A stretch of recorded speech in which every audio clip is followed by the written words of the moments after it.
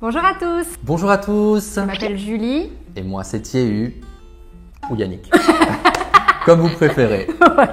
On va parler de quoi aujourd'hui? Aujourd'hui, on va parler voyage. Oui, il faut savoir qu'on est en train de préparer un cours sur le français. Plus particulièrement, comment utiliser le français durant votre voyage en Europe. On va vous apprendre à vous débrouiller dans toutes les situations du quotidien. Et c'est vrai qu'en préparant ce cours, on s'est dit, il y a certaines choses dont on aimerait beaucoup vous parler. Oui, notamment les différences entre Taïwan et nos pays respectifs, la Exactement. France et la Suisse. Voilà, on a noté surtout deux grands thèmes où il y a vraiment des différences notables. Exactement, notamment la restauration. Aïe, aïe, aïe. Par exemple, maintenant, il fait très chaud. Oui. Il y a la canicule, les dômes de chaleur. Qu'est-ce qu'on fait en France quand on a soif et on n'a pas envie de se ruiner? Sachez qu'en France, si vous avez soif, vous pouvez vous rendre dans n'importe quel restaurant, n'importe quel café et demander un verre d'eau. D'accord. Voilà. Et c'est gratuit, ils sont obligés de vous le donner. Obligé. Hein. Obligé, ouais. Si on ne peut pas refuser un truc aussi élémentaire à quelqu'un, on ne peut pas dire bah non, t'as qu'à mourir là sur les pavés. Non, c'est pas possible quoi. Ah, mais Ouais. est-ce qu'il y a une loi qui oblige les restaurateurs à donner un verre d'eau ou c'est simplement du bon sens? Alors je ne suis pas sûre s'il y a vraiment une loi, mais en fait c'est tellement dans le enfin c'est tellement dans la normalité, la banalité en fait que si on refuse d'offrir un verre d'eau, ce sera très mal perçu parce que c'est vraiment un droit basique, Oui. droit humain. C'est pareil en Suisse. Je ne pense pas qu'il y ait une loi qui oblige les restaurateurs à donner de l'eau, mais c'est tellement du bon sens. Surtout quand il fait chaud. Donc vous pouvez rentrer dans n'importe quel commerce et leur dire je me sens pas très bien, Ouais. je vais faire une insolation, C'est ça. j'ai la tête qui tourne et on vous donne un petit gobelet, un petit verre. Et c'est simplement aussi un geste commercial. Ouais. Il m'est déjà arrivé dans le passé d'avoir des bouffées de chaleur tout d'un coup. La ménopause déjà. Ouais, non, de ne pas me sentir bien Ouais. à cause de la chaleur. Et puis, après avoir reçu mon petit verre d'eau, je suis resté dans le restaurant, j'ai commandé un café. Donc, c'est gagnant-gagnant. Il ne Ouais, faut vraiment tout à pas fait. hésiter. Pour eux, c'est vraiment pas grand-chose, c'est vraiment de l'eau du robinet. Donc pour eux, ça coûte rien du tout. Et ben, chacun gagne. Et c'est vrai que de manière générale, j'ai l'impression que les personnes dans les pays francophones, et surtout en France, sont de bons commerçants. Même en tant que Suisse, on est dans un pays où on a une bonne qualité des services. Dès que ma famille et moi nous nous rendons en France, on est toujours étonnés, agréablement surpris par l'amabilité, Oh, merci. par la bienveillance des personnes qui travaillent dans les services. Et je sais que mon expérience contraste complètement avec ce que me disent mes élèves taïwanais. Alors je pense qu'il y a une chose, c'est que souvent les Taïwanais se rendent à Paris. Alors je sais que souvent on va dire oui. Ah, moi, je alors- suis surtout dans le sud de la Ouais. France, le centre-sud. Ouais. Alors je pense qu'il y a déjà il y a ça, il y a une différence entre province et capitale. Et je pense que dans le sud déjà le mode de vie est beaucoup plus cool, beaucoup plus lent. Il y a Oui, plus c'est de vrai. chaleur humaine. Mais j'aime beaucoup leur côté très avenant. Par exemple, quand on veut choisir le vin avec le repas, si tout d'un coup j'hésite, on va me proposer « Ah, est-ce que je vous fais goûter ce vin-là ?» Et ce vin-là, j'arrive tout de suite avec 2 verres. Ouais. On veut vous faire plaisir, on aime notre travail, on veut discuter avec vous. Mais ça va aussi dans les deux sens. Disons que Il y a une c'est aussi parce que réciprocité, nous, on est polis, on leur sourit, on les salue, on leur dit bonjour, que eux sont sympas avec nous. Ouais. D'ailleurs, on en avait déjà parlé de la politesse dans les services. Si ça très t'intéresser, ça va être là sur la tête de Yannick. Sur ma tête, je ne vois plus rien. Qu'est-ce qui se passe? Voilà, vous pouvez regarder la vidéo après celle-ci. Cliquez sur ma tête. Il y a une réciprocité entre serveur et client. Voilà, le serveur va essayer d'être aussi gentil que vous pouvez l'être. Et par contre, si vous êtes insupportable, il est fort probable qu'il oui. soit insupportable. Alors si un client arrive avec de grands airs, qui ne salue pas, claque des doigts pour appeler le serveur, vous allez avoir une très mauvaise expérience. Mais ça fait partie aussi de notre caractère plus latin, plus méditerranéen. Alors, Plus spontané aussi, je pense. il y a moins de différence entre les clients et les personnes qui travaillent dans les services. Ouais. Donc si on traite mal les employés, ils vont mal nous traiter. Et ils ne vont pas se retenir de faire De des commentaires. Tandis que c'est vrai que j'ai remarqué qu'à Taïwan, même si on a un ah ok en face de nous, Ouais. on est obligé de baisser baisser la la tête, tête, plus c'est petit, dire. pas Ouais. tienne. Alors que non, Si Ouais. on traite mal quelqu'un dans les services en Europe, là, Souvent, on va se dire, en fait, vous sortez, hein. ouais, Mais il faut quand même le faire, hein. Alors là, il faut vraiment être insupportable. ouais, Faut ouais, le c'est faire. vrai. Faut le Ça faire. m'est jamais arrivé, Moi non donc je sais pas. Moi, je suis toujours très poli avec les gens dans les services. Je sais pas. Et aussi, il faut savoir aussi que quand on est un client et qu'on est face à un super service, il est quand même d'usage de Oui. laisser un petit pourboire. Oui, Ouais, c'est aussi le cas en Suisse. tout donc à c'est fait. compris. Alors, contrairement aux États-Unis, Ouais. nos serveurs sont rémunérés à l'heure ou au mois, ça dépend. Hein. Mais il est d'usage de donner ce qu'on a en Suisse on appelle une bonne main Ok. ou un pourboire. Une bonne main, ça c'est uniquement en Suisse. Suisse, Hein. hein. C'est-à-dire, par exemple, si je vais dans un restaurant et que je mange pour 48 francs, je vais en tout cas donner 50 francs. Ouais, tu vas arrondir au supérieur en fait. Exactement. Je leur tends le billet de banque et je leur dis, ça va comme ça, c'est pour toi. Après, si le service était vraiment incroyable, et on vient de parler du côté très commerçant qu'on a dans les services, il est souvent d'usage aussi d'offrir des fois le café, le digestif. C'est un petit alcool fort qu'on a après un bon repas, quand Pour on est bien digérer. rassasié, pour exactement. Hein. Et c'est vrai que si on a reçu quelque chose, quand c'est même normal de donner en un petit plus. peu. Voilà, c'est qu'on paye l'addition et ensuite on glisse une pièce, quelques pièces dans la main ou dans la poche du serveur et on Oui. lui dit ça c'est pour toi, c'est Exact. pas pour le restaurant. En France, c'est la même chose. Alors, soit on va donner à la main 1, 2, peut-être 5 euros. Moi, je sais que le maximum que j'ai donné, c'est 10 euros parce que le service était exceptionnel, mais vraiment, on s'est fendu la poire. 1 euro, je pense que c'est le minimum. Exactement. Ce qui est aussi d'usage, c'est de laisser l'argent sur la table parce que, vous savez, ils ont des zones dans le restaurant ou dans les terrasses qu'ils s'occupent et ils vont s'occuper de débarrasser la table et ils vont trouver l'argent sur la table. Alors ça c'est vraiment particulier aux pays francophones de laisser l'argent sur la table. Ouais. En Suisse germanophone et en Allemagne, si tu laisses une pièce sur la table, ils vont penser que tu l'as oublié. Il faut vraiment dire ça c'est pour toi. Hein. Ah ok, d'accord. Par contre, si vous avez une très mauvaise expérience, je sais qu'aux États-Unis, c'est très mal poli de ne pas laisser de pourboire. Oui. Alors qu'en Europe, si le service n'est pas exceptionnel, si la nourriture est mauvaise, ne laissez pas de pourboire. Ça sert à rien. Ouais. Voilà, c'est un merci. C'est vraiment un geste de remerciement. Ça, c'est tout pour la restauration de manière générale.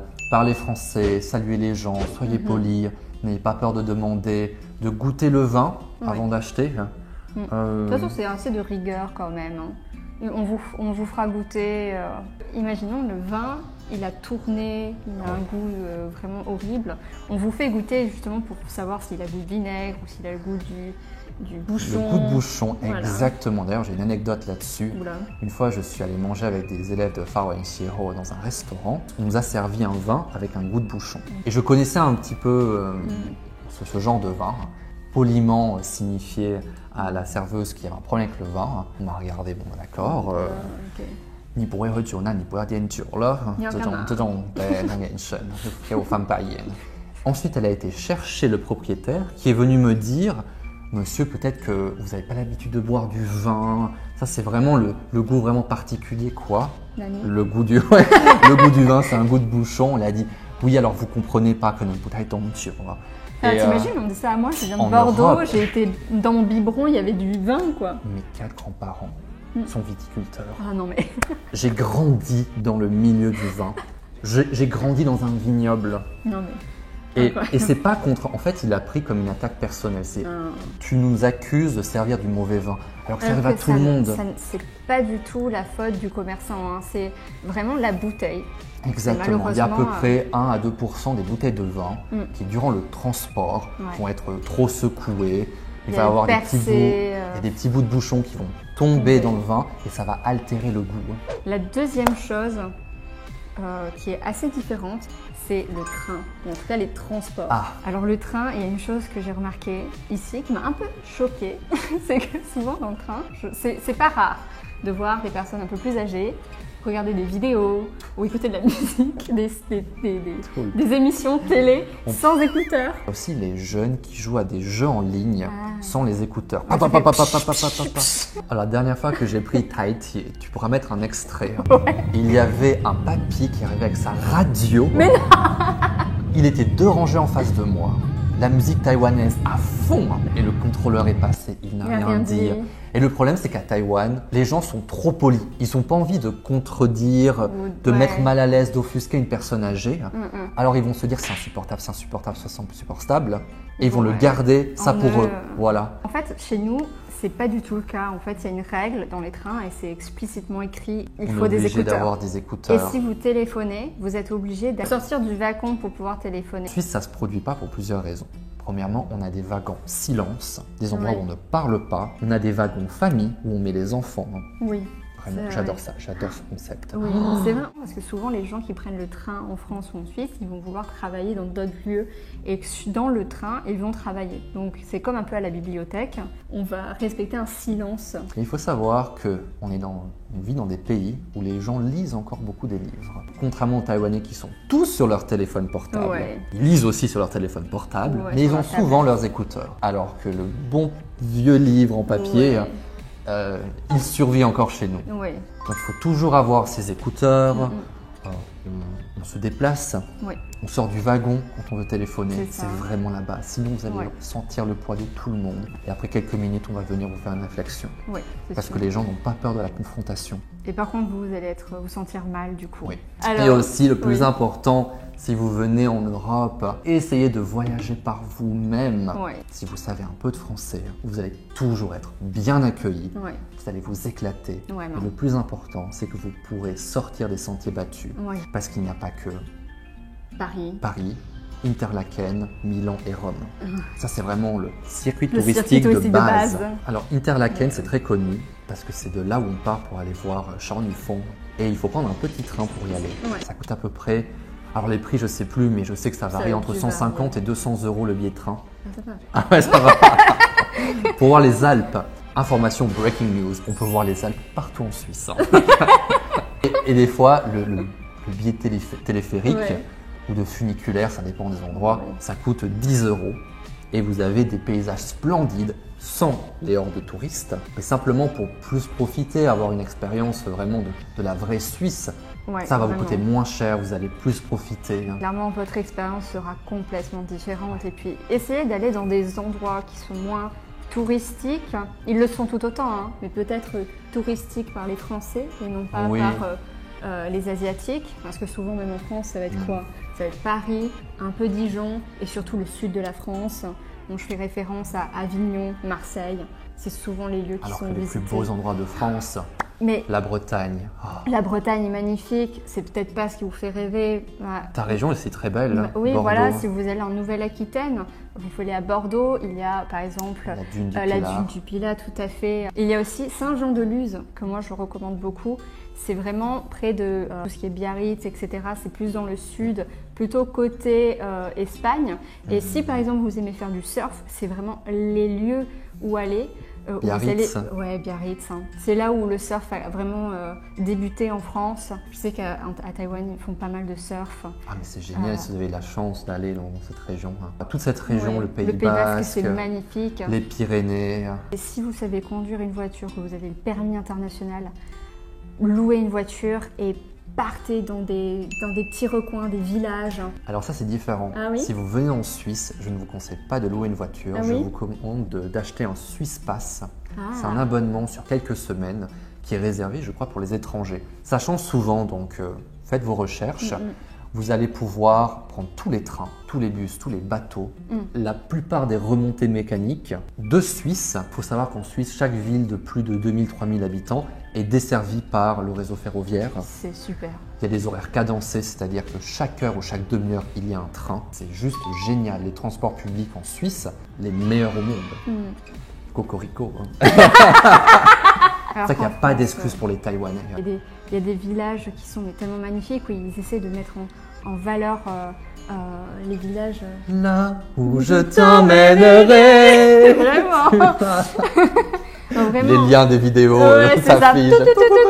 Je ne vais pas vous dire n'allez jamais à Paris, n'allez jamais. Non, il faut aller à Paris, mais ne restez pas qu'à Paris. Mais ça coûte plus cher de visiter la Suisse. Mais c'est pour ça qu'il faut bien organiser son voyage à l'avance. On peut faire de la randonnée dans les Alpes valaisannes, dans les Grisons, dans des endroits magnifiques où les hébergements seront moins chers, où je vais pouvoir manger de la vraie cuisine authentique. Sur ces paroles sages, j'ai envie de vous dire partons en Suisse et en France ensemble， 我们一起来报喜，在留言区说我要跟Julie老师、杰宇老师一起出游，加油！我们要变成一个旅行社吗？旅行社，反正一定会玩得很开心哦。对，那你希望老师们带你出国玩哦，加油！但是出国玩之前，一定要把基本的法语学好。点开链接，填一下问卷，可以有那个折价券。对，好，可以跟我们线上学习最快乐的法文。Merci beaucoup. Merci beaucoup et Mimi. surtout, soyez gentils. Soyez gentils.